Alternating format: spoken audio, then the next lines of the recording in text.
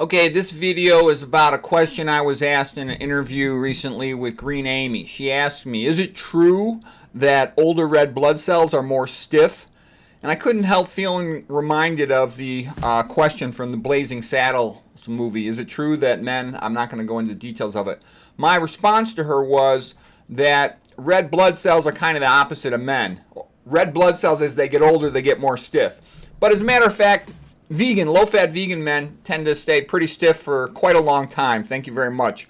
So what happens as red blood cells get older is they have more glycation of the red blood cell, so it becomes more stiff, less flexible, less deformable, less able to pass through the capillaries. Typical red blood cell is about 7 microns in diameter. Capillaries are about 5 microns in diameter.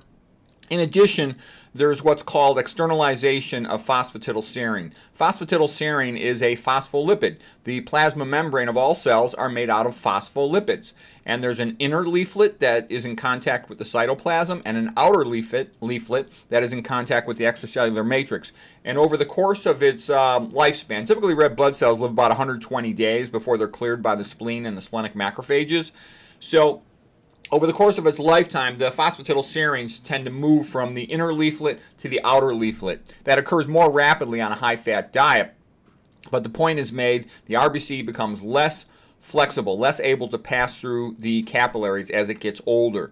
And the spleen has smaller capillaries. Typical somatic body capillary in the ballpark of about 5 microns. Spleen has capillaries in the ballpark of 3 microns. So they're tougher to get through. The red blood cell almost has to do the limbo, so to speak, to get through there. In addition, there's a lot of macrophages in the spleen, and in a high amount of phosphatidylserine in the outer plasma membrane is a bit of a so-called eat me sign to the splenic macrophages. So, anyways, a little bit interesting.